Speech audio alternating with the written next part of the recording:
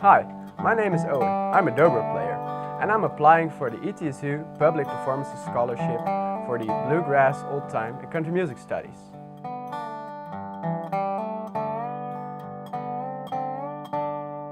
I'm 21 years old and I'm from the Netherlands. I grew up in a small village in the north part of the country. I grew up there with just playing with friends outside in the woods and having fun. And music was not a part of my life at all.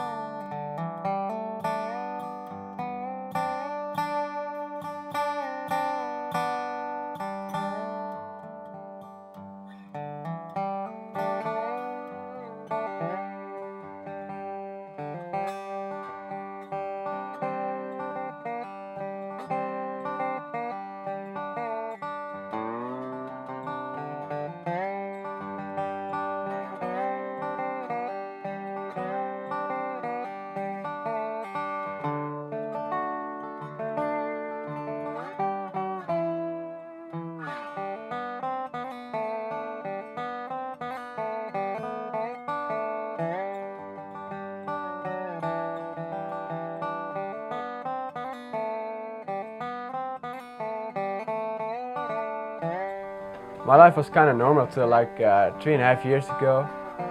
That's when I discovered bluegrass music. I think it was 3.5 years ago, and it totally grabbed me, and it's now a big part of my life. I really love it.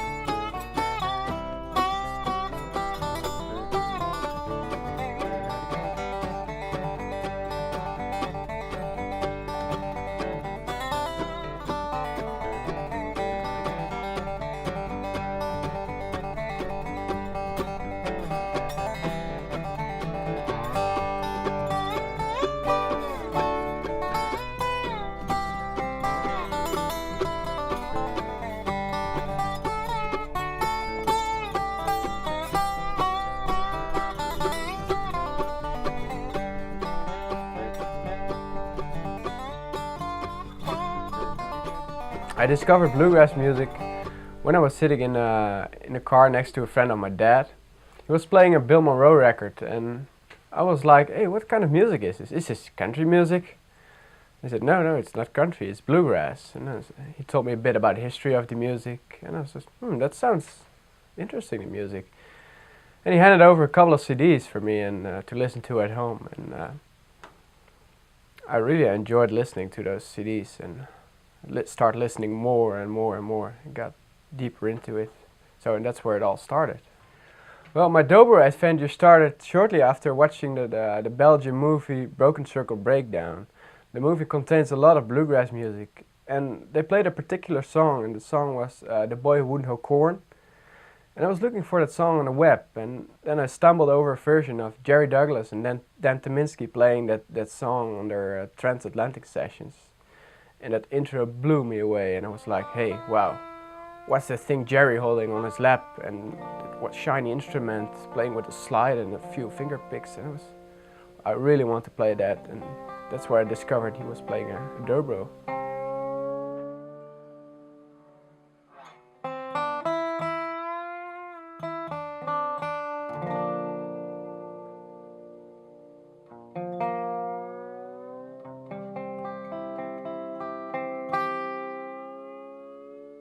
The most problems with getting started was the correct gear.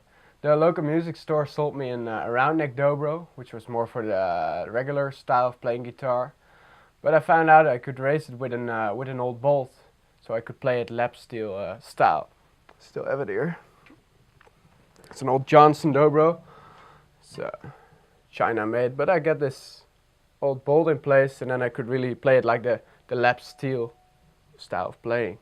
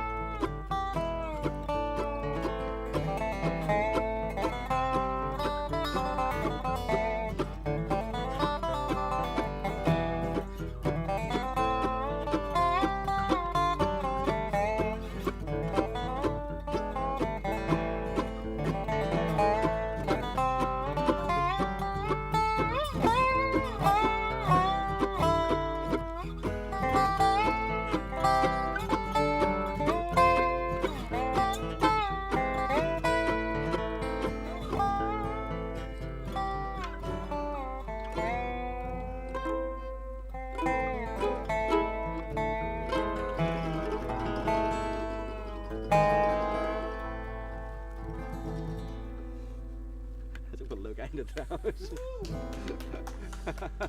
Niks meer aan doen. Nee.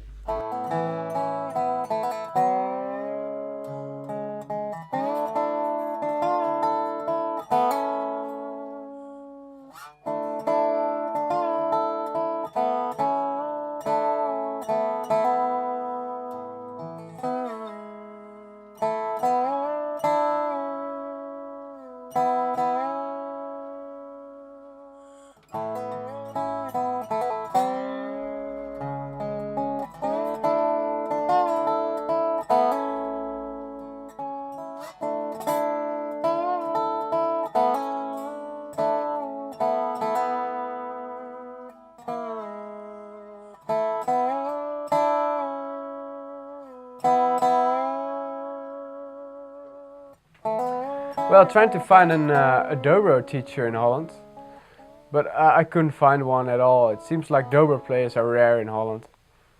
So I started out with figuring it out myself, just going on YouTube and listen to records on Spotify, and yeah, just copying the things the big guys were playing. And then I found out that Holland got a small bluegrass scene, and I went to some jam sessions and picking parties.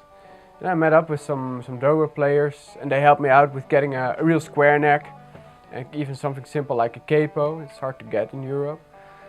And that was about 3 years ago.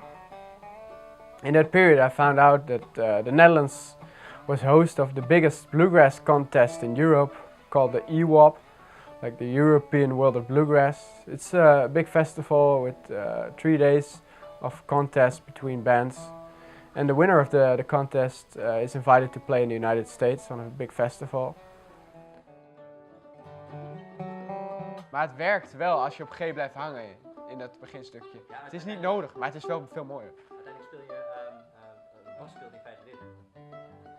So after visiting the EWOP for a couple of times, I found out there was even a bigger bluegrass festival in Europe, which is La Roche Bluegrass Festival.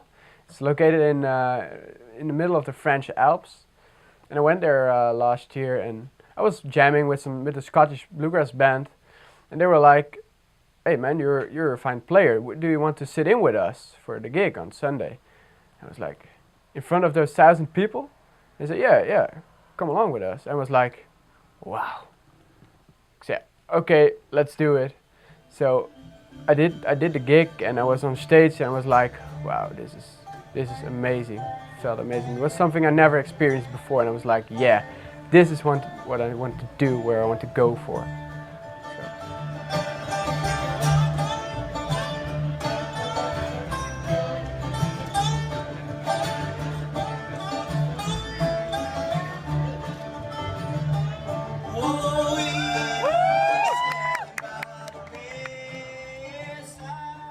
Why do I want to attend the ETSU?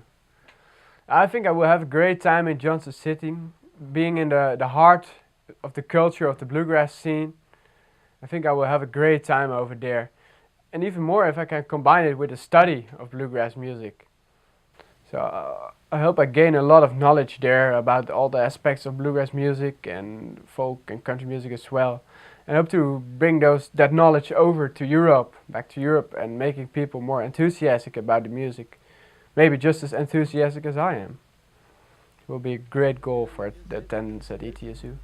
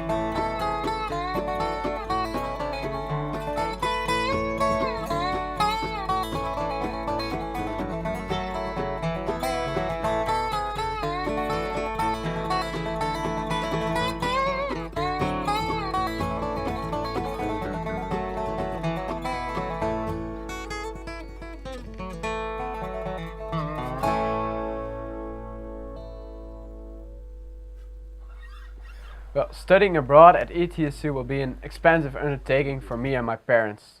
The study costs compared to Europe are a lot higher in the United States, so a scholarship will give me some financial breathing space and will give me some more time to focus on the study. So I hope this video will qualify me for a scholarship for the Bluegrass Old Time Country Music program for the spring semester 2017.